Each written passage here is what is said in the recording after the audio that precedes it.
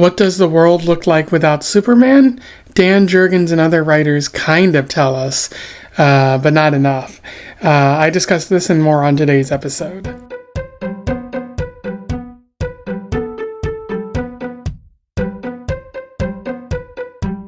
Welcome back to Around the Weird, a booktube channel where I talk about all the unusual and out of the ordinary literature that I've found in my travels. Today, I want to talk about a comic book graphic novel that I read, part of an ongoing comic book arc that I've been taking a look at.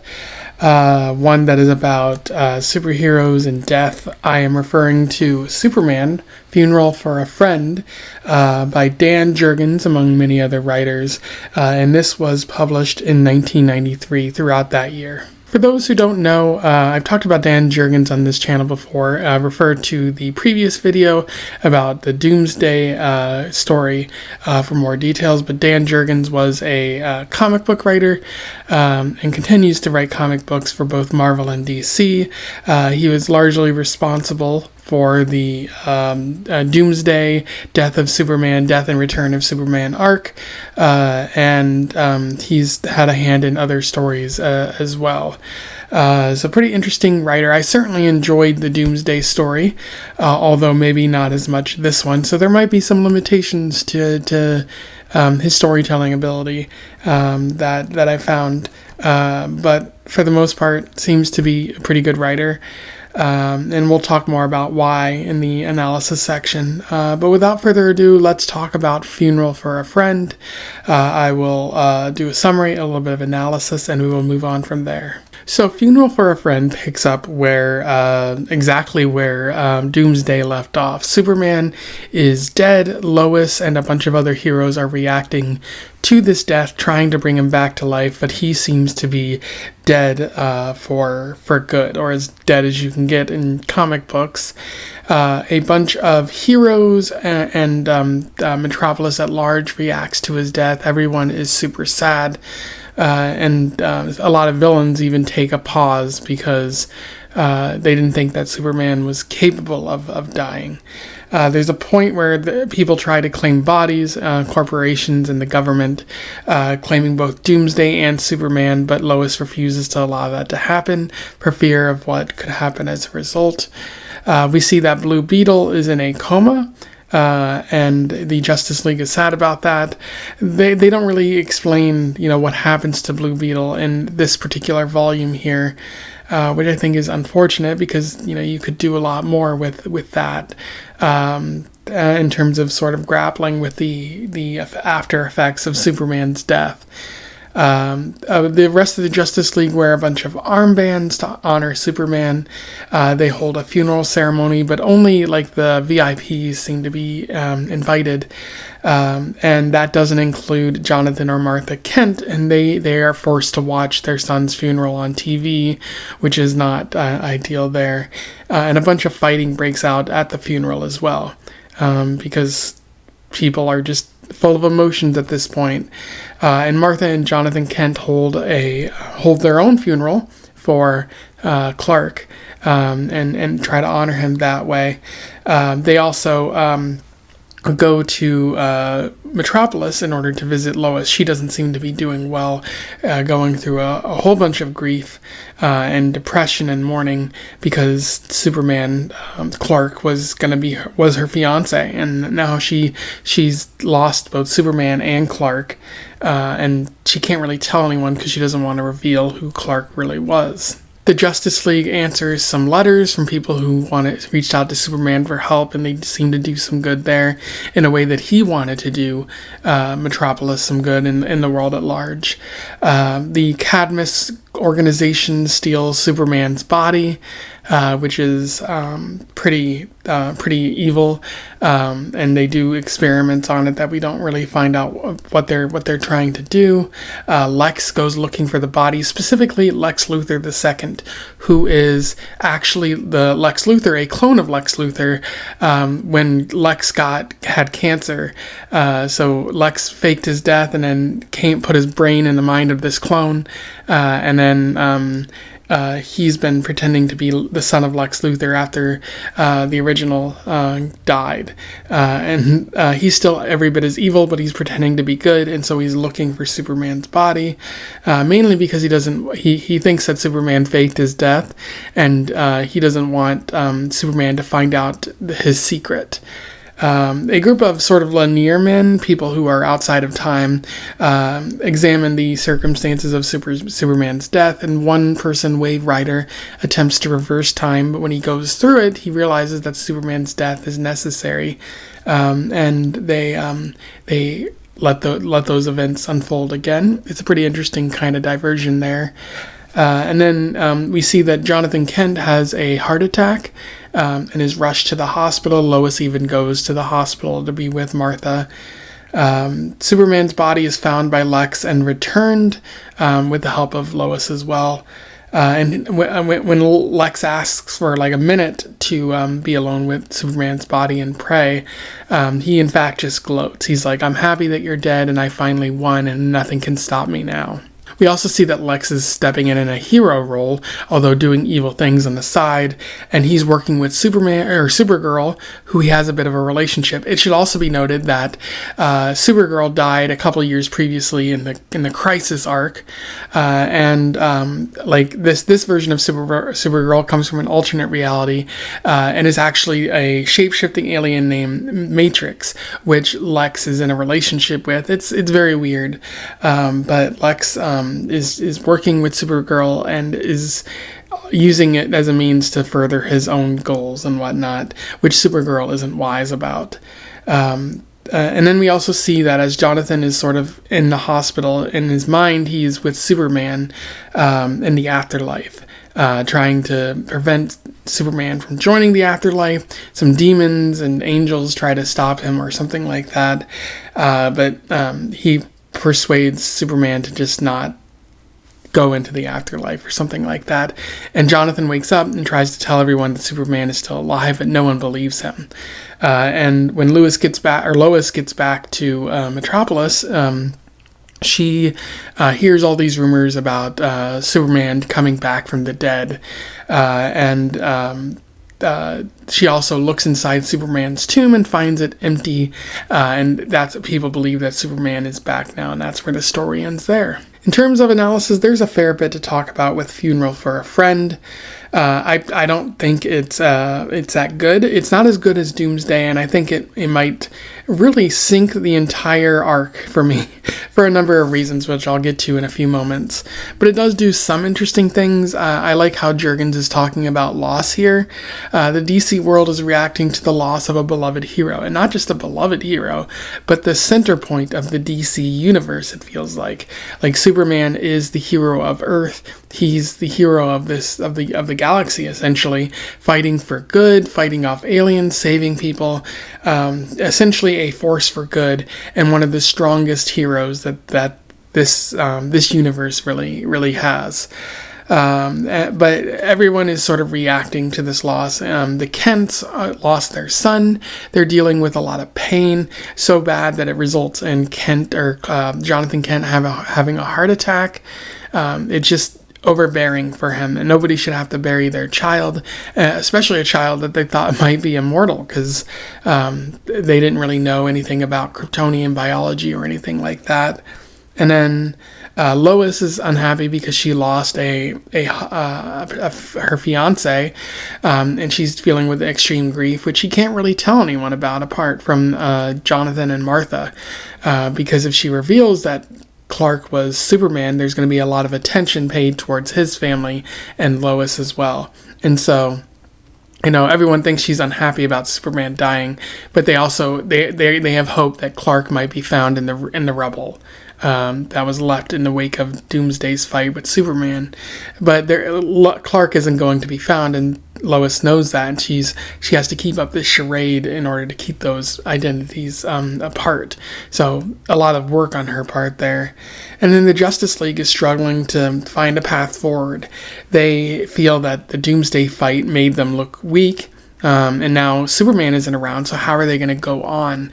And and overcome these future struggles, these future fights, given that their most powerful member is dead.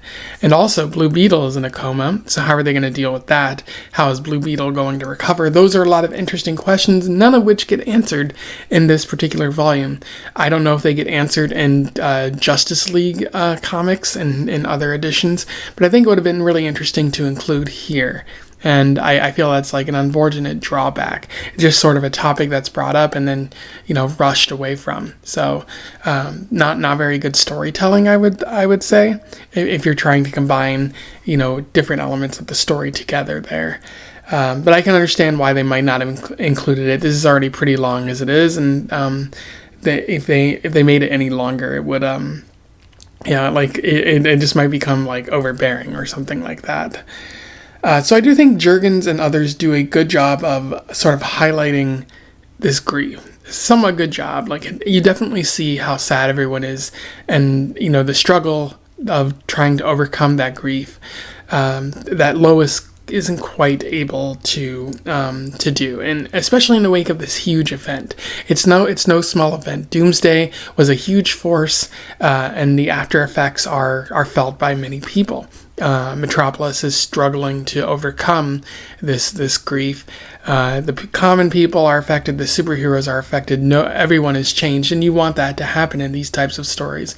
If everyone were to get over it pretty quickly, it would feel like Superman wasn't that big of a deal, and he definitely was if you read the comics. So Jurgens does a good job, but also I would say, given what happens at the end of the story and how quick it seems they were to rush towards the resurrection of Superman, I feel like there were a lot of missed opportunities with exploring this grief, which I'll get to again in a few moments. Jurgens and the other writers also touch upon obsession in particular.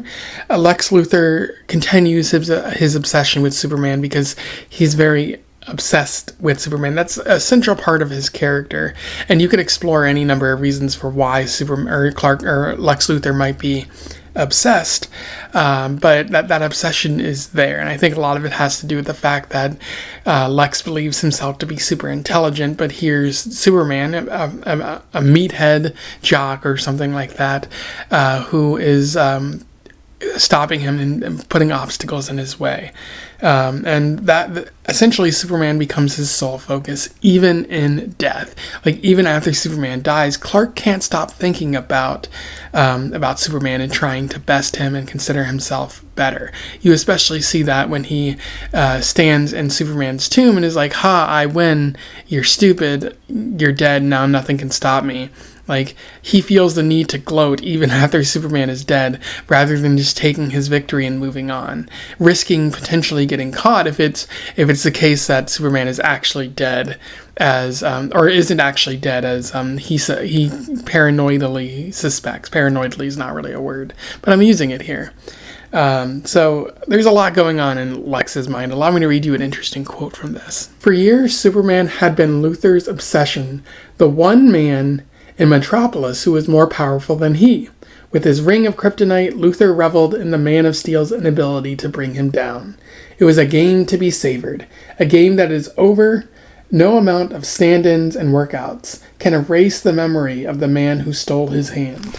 And there you see, like, even though he won, like, no amount of trying to find another enemy or something like that, no amount of trying to overcome the thought of Superman is going to block those memories. He's always going to sort of be obsessed with that, focused on that. Like, he could just take his win and move on, but Luthor seems to be in need of someone like Superman. Maybe because he doesn't actually want to take over the world and destroy it, even though he claims he does. Like, he secretly wants to be stopped, to be kept in check, to have this moderating force. Maybe that's why he's so close to Supergirl, because he hopes that she can probably stop him as well. Or maybe he just wants that game. Like, this is a game to him more than anything else, which just makes him really sad. And so essentially what the writers are trying to point out is that Luthor has won, but what comes next for him? For someone who's always obsessed with proving himself the better, what if there's no one else for him to prove himself the better? What if he just has everything he wants? How is he going to react?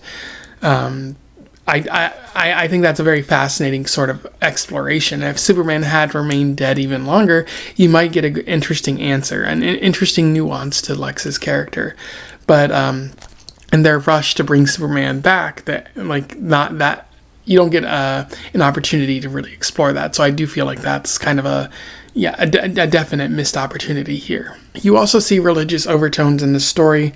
You see it with Superman and Jonathan in the afterlife, and them almost crossing over to some other side. There's angels and demons, and even Martha says that Clark believes because he was raised to believe Christian sort of ideology in Kansas. Whether or not Superman actually believes in that, because the Krypton people, they believed in science. Science was their god. So whether or not that's actually the case is another point.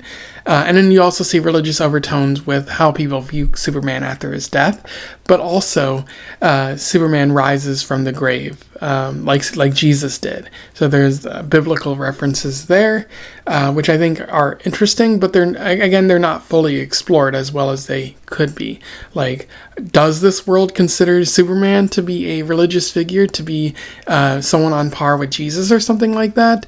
It's kind of hinted, but never really fully given an opportunity to breathe. The last thing I'll note is that this story is largely undermined by the quick effort to bring Superman back. Superman's only dead for a year, which is a pretty significant amount of time in comic books, but in terms of the overall story arc, it's not that long. You only see a couple of additions here and there, and Superman, you're not given enough time to really reflect on the fact that Superman is dead. It just seems like there was a rush to bring him back, either because of dwindling comic book sales or because this was merely a publicity stunt. That it was always the goal to have him die and be brought back a couple volumes, a couple editions later, a couple stories later, and then everyone could see how important Superman was to the overall universe. But if that's the case, then this isn't really art. This is merely an effort to make money, and nothing good ever really comes out of that. And you don't get really good art or good stories when something is only done for monetary purposes. I do think this story could have been more fascinating had they killed off Superman and then you brought him back maybe 7 or 8 years down the line. It would give you an opportunity to explore more about Lex Luthor's character, and seeing how he reacts to Superman being dead, how the Justice League reacts to Superman being dead, what Lois Lane does to try to sort of bridge any gaps that are there, Supergirl's sort of story. You could have introduced other fascinating characters as well. You could have even had the Reign of the Superman story, with one of them being the chosen protector, until Superman returned much later on. All of that would have been fascinating story, fascinating art to probably encounter, but that doesn't happen here. They just rush to bring Superman back, and so it brings up the question, was any of this mourning really worth it? Because it feels like you have all this sad hullabaloo only for Superman to come back, and it feels all very pointless. I said in the Doomsday arc that I question whether that story was undermined by the fact that they brought Superman back pretty quickly, because I knew that was going to happen. And at the time I had said no. That was like a week or two ago.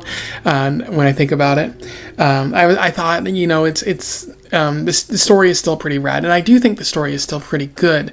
It's just that, yes, in fact, I do think it's kind of undermined by the fact that they brought Superman back so quickly. Because Doomsday, I guess, wasn't all that powerful. He could kill Superman, but not for very long. So it just feels rather pointless. It feels like they dropped the ball and missed. There were tons of missed opportunities, and none of the grieving really feels earned or anything like that. It just feels like, why be sad about someone who's going to return in 300 pages pretty quickly. So like, you could also argue that maybe people didn't know at the time that Superman was going to come back, but given that it happened so frequently, less than a year, it really feels all meaningless in the end. Like, it sinks the story, and I would never want to go back and read this now, because I know the outcome. I know all of this is leading to nothing in particular, that they're just going to give us back Superman, and there's going to be no struggle, no fighting for a happy ending. You're just given that, and it just feels rather boring, really. Anyway, those are my thoughts on Funeral for a Friend by Dan Jurgens, and among many other writers. It's probably no one writer's fault.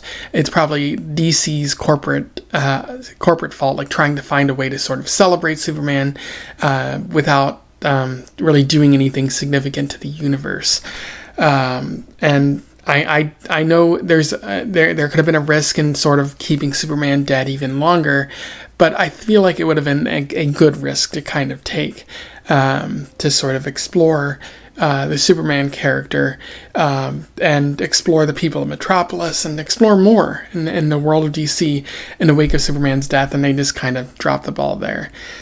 So definitely don't seek this out. I don't recommend it. You can read Doomsday. It might be a good one, but I don't recommend this particular story for how much of a waste of a time that it feels. Now, I do think I'm probably going to read Reign of the Superman just to finish out the arc, but that I no matter how good that is, it's still undermined by this particular volume. So, I don't have high hopes for how this story progresses from there. But if you have any, recommendations, or not recommendations, if you have anything to say about my review, or you just want to let me know what your thoughts on it are let me know in the comments below. Would love to hear from you. Otherwise, don't forget to like, share, and subscribe so that more people can find out about this arc, or Dan Jurgens, or DC, or anything like that. Make sure to join the Discord, which there's a link to in the description. Let me know if you want to have more conversations about books, movies, TV, those kinds of things. And until then, I wish you the best of luck in your weird and resurrecting travels. Farewell.